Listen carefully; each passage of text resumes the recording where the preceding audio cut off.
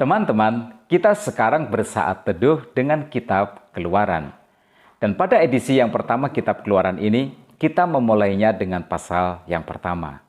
Nama kitab Keluaran berasal dari nama yang dipakai Septuaginta, yaitu kitab Perjanjian Lama yang ditulis dalam bahasa Yunani. Nama kitab ini di dalam Septuaginta adalah Exodus, artinya jalan keluar. Nama ini diberikan untuk menegaskan bagaimana Allah memilih Musa untuk memimpin orang Ibrani keluar dari perbudakan di Mesir. Tetapi dalam bahasa Ibrani, nama kitab ini adalah Shemot, yang berarti inilah nama-nama. Shemot diambil dari dua kata pertama kitab ini, sebagaimana tertulis dalam pasal 1 ayat 1, inilah nama para anak Israel yang datang ke Mesir bersama-sama dengan Yakub. Mereka datang dengan keluarganya masing-masing.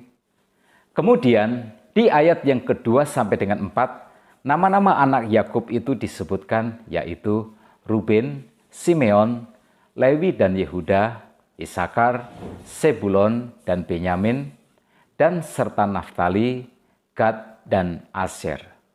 Sebagai sebuah kitab yang berisi perjuangan bangsa Israel keluar dari perbudakan di Mesir untuk masuk ke tanah perjanjian, pastilah banyak pelajaran yang dapat kita petik dari kitab ini. Kitab ini akan menjadi berkat besar bagi kita semua. Harus ditegaskan bahwa aktor utama kitab ini adalah Tuhan, bukan Musa. Tuhanlah yang membawa Israel ke Mesir, dan Tuhan pula yang membawa mereka keluar dari Mesir. Kepada Abraham, Tuhan pernah berfirman, "Ketahuilah dengan sesungguhnya bahwa keturunanmu akan menjadi orang asing dalam suatu negeri yang bukan kepunyaan mereka, dan bahwa mereka akan diperbudak dan dianiaya 400 tahun lamanya. Tetapi bangsa yang akan memperbudak mereka akan kuhukum, dan sesudah itu mereka akan keluar dengan membawa harta benda yang banyak." Jadi, ratusan tahun sebelumnya, Tuhan sudah memberitahu Abraham, Tuhanlah yang membawa keturunan Abraham ini ke Mesir untuk tinggal di sana selama 400 tahun. Apakah tujuan Tuhan? Tuhan mengisolasi mereka supaya tidak terkontaminasi dengan kepercayaan dan kebudayaan kafir dari bangsa Kanaan. Israel disiapkan untuk menjadi umat pilihan Allah, menjadi bangsa yang besar, supaya melalui mereka berkat Abraham akan sampai kepada bangsa-bangsa. Karena itu, Tuhan menjaga kekudusan Israel dengan menempatkan mereka di Mesir. Israel harus menjadi bangsa yang kudus, membawa iman kepada Allah yang menjanjikan penebusan dosa bagi umat manusia. Israel harus menjadi bangsa yang kudus karena dari bangsa ini akan lahir juru selamat. Ini yang dimaksud dengan menjadi berkat bagi segala bangsa. Mesir adalah tempat persiapan, Mesir adalah tempat penangkaran. Mesir adalah tempat pembentukan, dan sekarang setelah 400 tahun melalui penderitaan yang dahsyat menjadi budak Rodi di Mesir, mereka siap. Ayat 13 dan 14 menggambarkan sebagian penderitaan ini. Lalu dengan kejam orang Mesir memaksa orang Israel bekerja dan memahitkan hidup mereka dengan pekerjaan yang berat, yaitu mengerjakan tanah liat dan batu bata dan berbagai-bagai pekerjaan di padang.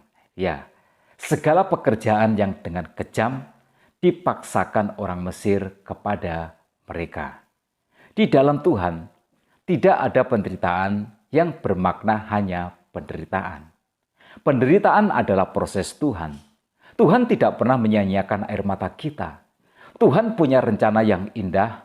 Penderitaan ini menjadikan Israel berseru kepada nama Tuhan, membuat mereka tidak menginginkan lagi Mesir, membuat mereka mengingat kembali janji tentang tanah perjanjian. Berkat yang bisa kita petik dari kebenaran ini adalah, kalau kita harus memikul salib, kalau dalam hidup ini kita harus menghadapi banyak ujian atau cobaan, jangan berprasangka buruk kepada Tuhan.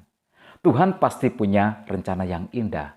Percayalah, salib yang harus kita pikul, walau tampak buruk di hadapan dunia, tetapi itu selalu indah di hadapan surga. Karena salib mendekatkan kita kepada keserupaan dengan Kristus, dan salib membawa kita kepada rencana puncak Tuhan. Kitab Keluaran dimulai dengan menyebutkan bahwa anak-anak Israel yang datang ke Mesir berjumlah 70 orang. Kemudian di ayat yang ke-7 dikatakan orang-orang Israel beranak cucu dan tidak terbilang jumlahnya. Mereka bertambah banyak dan dengan dahsyat berlipat ganda sehingga negeri itu dipenuhi mereka. Di Mesir, anak-anak Yakub ini menggenapi perjanjian Tuhan untuk menjadikan mereka bangsa yang besar yang tak terbilang banyaknya. Tetapi populasi Israel ini membuat Firaun yang baru menjadi takut. Lalu dilakukanlah penekanan yang sangat keras supaya orang-orang Yahudi tidak berkembang semakin banyak lagi. Mereka dijadikan budak rodi. Tetapi ayat yang ke-12 berkata, makin ditindas, makin bertambah banyak dan berkembang mereka, sehingga orang merasa takut kepada orang Israel itu.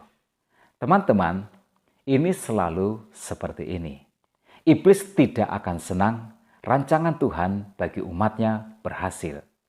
Iblis selalu ingin menggagalkan rencana Tuhan. Jadi, Firaun memerintahkan supaya bayi laki-laki Ibrani yang lahir harus dibunuh. Perjanjian Tuhan dengan Abraham bahwa keturunannya akan menjadi bangsa yang besar ingin digagalkan oleh iblis. Ayat 15 dan 16 menceritakan Raja Mesir juga memerintahkan kepada bidan-bidan yang menolong perempuan Ibrani, seorang bernama Sifra dan yang lain bernama Pua, katanya, apabila kamu menolong perempuan Ibrani pada waktu bersalin, kamu harus memperhatikan waktu anak itu lahir. Jika anak laki-laki, kamu harus membunuhnya. Tetapi jika anak perempuan, bolehlah ia hidup. Tetapi bidan-bidan ini takut akan Allah. Jadi mereka membiarkan bayi laki-laki Ibrani tetap hidup. Firaun kemudian memerintahkan supaya semua bayi laki-laki Ibrani dilemparkan ke dalam sungai Nil. Jadi kita tahu sekarang mengapa Musa menuliskan peristiwa ini. Dia ingin menunjukkan kepada umat Israel bahwa upaya raja yang paling berkuasa di muka bumi ini tidak dapat menggagalkan perjanjian Tuhan. Rencana Tuhan pastilah jadi. Iman Israel tidak boleh melemah. Mereka harus percaya kepada Tuhan. Allah lah yang berdaulat di dalam hidup ini. Tidak ada yang sanggup untuk menahan Tuhan mewujudkan kehendak dan rencananya. Pelajaran apakah yang bisa kita petik dari pasal pembuka ini? Yang pertama, menjadi umat pilihan Allah ada harga yang harus dibayar. Kekudusan dan penderitaan adalah proses Tuhan. Tetapi Tuhan tidak pernah menyanyiakan setiap tetesan air mata. Setiap salib yang kita pikul akan membawa kita semakin dekat dengan kehendak dan rencana Tuhan. Yang kedua, rencana Tuhan pasti digenapi. Keadaan sulit tidak akan pernah menjadi kesulitan bagi Tuhan untuk menggenapi rencananya. Sebesar-besarnya masalah yang harus kita hadapi, Tuhan jauh lebih besar daripada semua masalah besar yang ada di dalam kehidupan ini. Tetap semangat dalam kehidupan, sebab sejatinya Tuhan ada di setiap langkah kehidupan kita. Tuhan Yesus memberkati kita semua.